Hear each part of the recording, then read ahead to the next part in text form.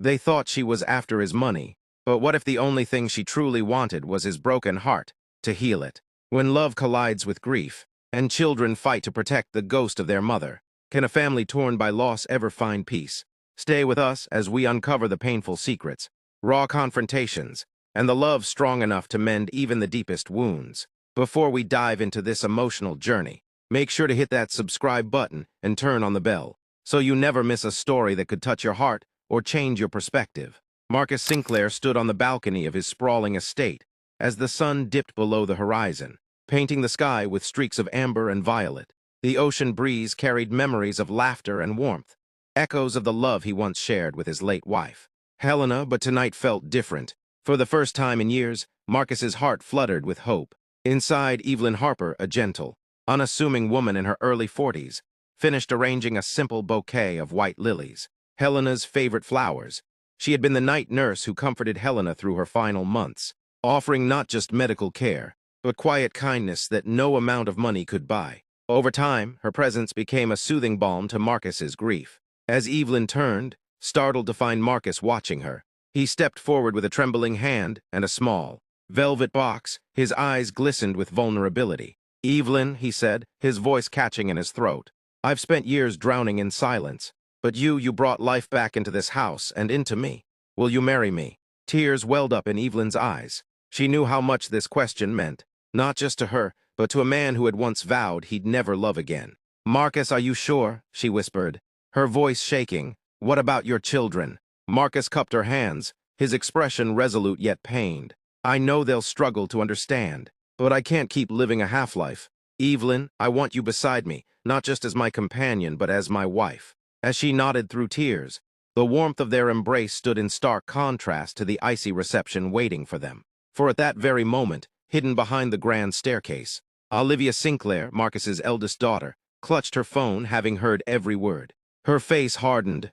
"Over my dead body," she hissed quietly, already planning the storm that would greet Evelyn when the engagement was announced. The next morning, the Sinclair mansion was quiet, too quiet.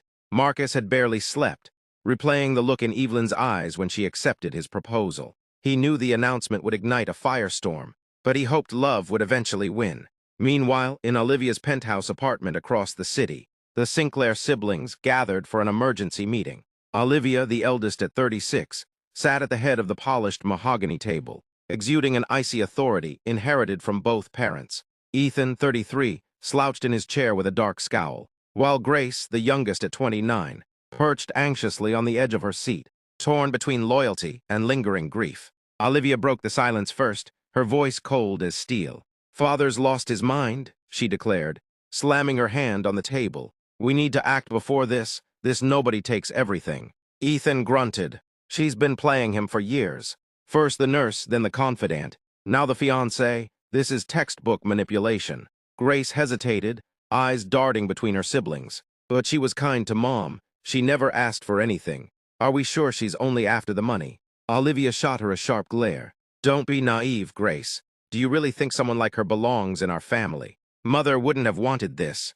She pulled out folders she'd prepared overnight: financial documents, family trust agreements, photos of Evelyn in modest clothes that Olivia planned to spin as evidence of her desperation. "We'll start by isolating her.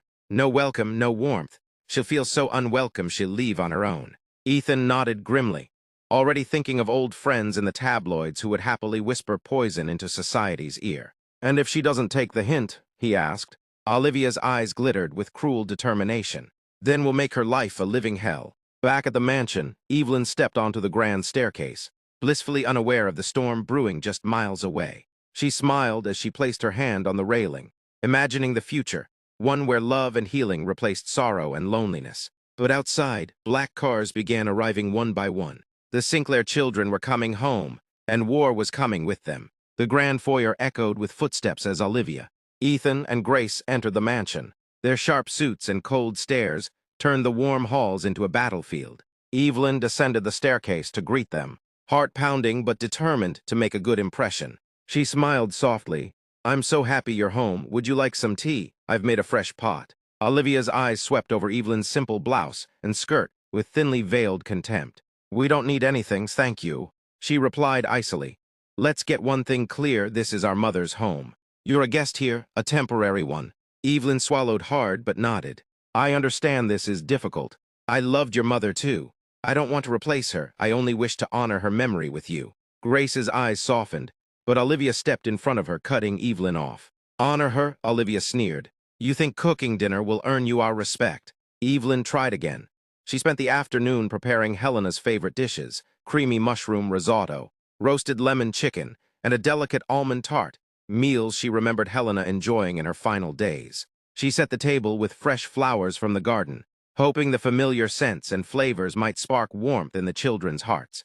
But when she called them to dinner, they didn't come. Plates sat untouched as the clock ticked past midnight. Evelyn curled up on the kitchen chair, tears slipping down her cheeks as she waited in vain for any sign of acceptance. Later that night, Marcus returned home. Exhausted from meetings, he found Evelyn asleep at the kitchen table. Cold dinner still set out perfectly. His heart ached seeing her effort unappreciated. He gently shook her awake. I'm so sorry, my love, he whispered. I promise this will get better. But even as he held her, the tension in the house thickened. Upstairs, Olivia watched from the landing, eyes dark with resolve. You'll never be one of us, she whispered under her breath. Tension hung over the Sinclair mansion like a storm cloud. Each morning, Evelyn tried anew, baking Helena's favorite scones, arranging fresh flowers in the entryway. But the children's cold silence never thawed. Frustrated by Evelyn's quiet perseverance, Ethan decided it was time to expose her. One afternoon, he visited a private investigator in a sleek downtown office. I want everything on her, Ethan said curtly, sliding a photo of Evelyn across the polished desk. Dig up debts, lovers, family scandals, anything. Days later, a manila envelope arrived at Ethan's office. He tore it open eagerly, expecting salacious details he could wield as weapons. But as he flipped through page after page, his smug expression crumbled. The report detailed Evelyn's life of quiet sacrifice, a childhood spent caring for a disabled brother, working double shifts as a nurse, using her meager savings to buy Helena comfort items not covered by insurance, blankets, essential oils, audiobooks, refusing reimbursement even when Marcus insisted. There were letters from patients' families praising her kindness, photos of her volunteering at shelters on holidays, testimonies of small, selfless acts. There was no sign of manipulation, no secret debts, no ulterior motives. Ethan sank into his chair, guilt gnawing at him. He remembered the day his mother smiled for the first time in weeks, the same day Evelyn sat by her bedside, reading her favorite poetry late into the night. He crumpled the last page in his fist. What have we done? He whispered, haunted by the realization that they were attacking the one person who had given their mother peace. But before he could act on his conscience, Olivia burst into his office. Did you get it? She demanded, eyes gleaming. Ethan hesitated, then handed over the folder. Olivia rifled through it, her brow furrowing as the narrative she'd clung to unraveled before her eyes. This can't be it, she snapped. There must be something she's hiding. Ethan shook his head. She's not who we thought she was, Liv. But Olivia's jaw hardened. Then we'll make her slip up. No one is that perfect. And as the siblings left the office, the divide between truth and obsession grew deeper than ever. The tension in the Sinclair household reached a boiling point during the annual Sinclair Foundation Gala, an opulent affair honoring Helena's philanthropic legacy. Held in a glittering ballroom, the event attracted the city's elite, eager to pay respects and gossip about Marcus's controversial engagement. Evelyn arrived on Marcus's arm in a simple but elegant emerald gown. She felt every eye in the room on her, whispers trailing like daggers as she passed. Olivia, Ethan, and Grace stood near the entrance, their polished smiles masking the storm inside. As Marcus greeted old friends, Evelyn took a moment alone, standing by a photo of Helena surrounded by children at one of her charities. She gently touched the frame, whispering, I promise I'll protect what you loved. But Olivia had been watching. She strode over, her heels clicking like gunshots across the marble floor. Don't pretend you care about her, Olivia hissed, her voice low but seething. You're just using her memory to worm your way into this family. Guests nearby turned to watch, a hush falling over the crowd. Evelyn's eyes widened, her cheeks flushing red. Olivia, please, I loved her. I only want to honor. Olivia's voice rose, sharp enough to cut glass. Honor her? You dishonor her every second you stand here pretending to belong.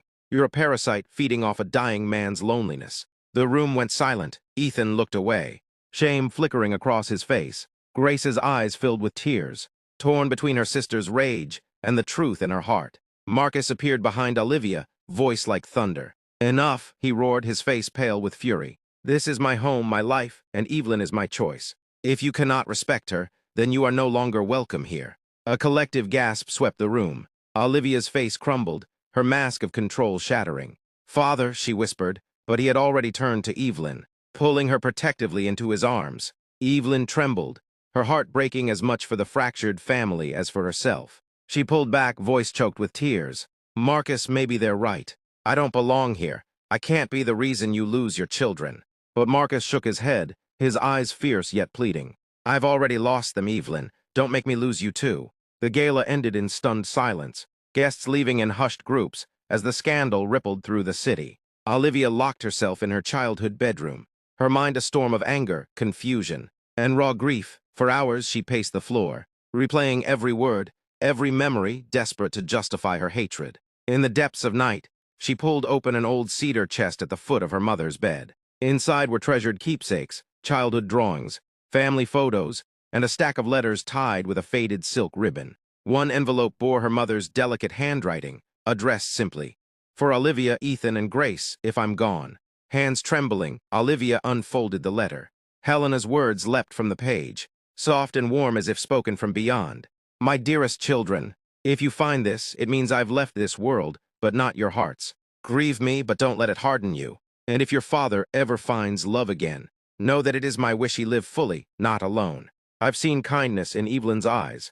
She's gentle, patient, and honest. She has cared for me when I could no longer care for you. If your father loves her, let her love him. Please don't let my absence become the reason you close your hearts." Tears streamed down Olivia's cheeks.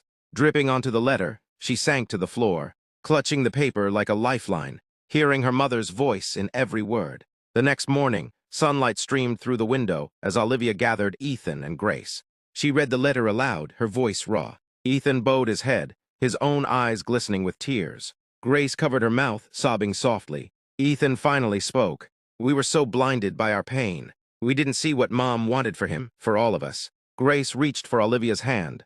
"We can't let this hatred keep tearing us apart." Olivia looked up, eyes red but clear for the first time in years. "Then let's do what she asked, let's try." And in that quiet moment, the first cracks of reconciliation began to break through years of anger. Determined to honor Helena's final wish, Olivia reached out to Evelyn with trembling fingers, calling her for the first time since the proposal. Evelyn, surprised and wary, answered quietly. "Evelyn," Olivia began, her voice breaking. I found a letter from Mom. She wanted us to accept you. I'm so sorry for everything." A stunned silence followed. Evelyn, tears welling in her eyes, whispered, "I never wanted to replace her. I just wanted to be part of the family she loved." That weekend, Evelyn invited the Sinclair children to a memorial garden she had been quietly restoring on the estate. A space Helena once dreamed of building, too. Remember the children she helped through her charities. Walking into the garden, Olivia, Ethan, and Grace were met with rows of white roses and a marble bench engraved with Helena's favorite quote. "Love never dies. It only changes form." Candles flickered in the evening breeze, casting a warm glow over photos of Helena helping others. Evelyn stepped forward, voice soft but steady. "I wanted to finish this for her, for you, for all of us." Grace reached out first, taking Evelyn's hand in hers. "Thank you for everything you did for Mom." Ethan wiped his eyes, finally seeing Evelyn not as an intruder, but as the woman who brought peace to his mother's final days. He embraced her tightly, surprising them both. Olivia stood back, breathless with emotion, before taking a shaky step forward. "We let our grief poison us," Olivia said, tears streaming down her cheeks. "Can you ever forgive us?" Evelyn nodded, voice breaking. "There's nothing to forgive. I know how much you loved her." They stood together under the stars, sharing memories of Helena, laughing, crying, and remembering the love that connected them all. For the first time in years, the Sinclair family felt whole again, each heart beginning to heal. Watching from the garden gate, Marcus wiped a tear from his eye, overwhelmed with gratitude. "She's given me more than love," he whispered to himself. "She's given us back our family." Weeks passed, and the once silent halls of the Sinclair mansion began to fill with warmth. Laughter echoed from the dining room as Evelyn and the children prepared meals together. The tense dinners of the past were replaced with shared stories, light teasing and genuine smiles. It was as if the shadow Helena's death had cast was finally lifting. Marcus watched with quiet awe as Evelyn taught Grace how to bake Helena's favorite almond tart. Olivia read stories to her young niece in the library, and Ethan helped Evelyn replant roses in the garden. The home that once felt like a mausoleum of grief now pulsed with life and love. One evening, as the family gathered in the candlelit garden, Marcus stood before them with Evelyn's hand in his. His voice trembled with emotion as he addressed his children. "You have given me the greatest gift, the chance to live again, and to love without fear or guilt. Tonight I ask you to stand with us, not just as witnesses, but as a family." Evelyn blinked back tears as Marcus pulled a delicate gold ring from his pocket. Under the starlit sky, they renewed their vows in a small, intimate ceremony, surrounded by the people who mattered most. Olivia stepped forward, slipping her mother's favorite sapphire bracelet onto Evelyn's wrist. "Mom would have wanted you to have this," she said softly, her eyes shining with peace. Ethan clasped Marcus's shoulder. "We're proud of you, Dad," he said, voice thick with emotion, "and of you, Evelyn." As they embraced, Grace laid her head on Evelyn's shoulder, whispering, "Welcome to the family." Together, they stood in the garden, once a dream, now a symbol of love reborn, knowing they would carry Helena's memory not as a chain of sorrow, but as a light guiding them forward. Years later, the Sinclair mansion was filled with new memories, family dinners overflowing with laughter, holidays spent telling stories by the fireplace, and evenings in the garden sharing hopes and dreams under the stars. Evelyn, now a beloved matriarch, walked through the rose-lined paths she'd once planted in Helena's honor. She paused by the marble bench, fingertips brushing the engraved words, "Love never dies, it only changes form." From the terrace, Marcus watched her with a smile, their grandchildren chasing fireflies on the lawn. The house that once stood as a monument to grief now thrummed with life, a testament to forgiveness, healing, and the power of second chances. Olivia joined Evelyn at the bench, resting a hand on her shoulder. "I used to hate this place," Olivia confessed quietly, tears glinting in her eyes. "Now it's where I feel closest to Mom, and to you." Evelyn squeezed her hand, her own eyes misty. "She'd be so proud of you, Olivia, of all of you." As night fell and stars blinked into the velvet sky, the family gathered under the warm glow of the garden lanterns. They shared stories of the past, dreams of the future, and promises to always stand together, knowing that true love isn't about replacing what was lost, but building something new from the pieces of the heart. In the distance, the waves whispered against the shore, carrying with them the quiet assurance that love's echo, once started, never truly fades. Thanks for watching. See you in our next video.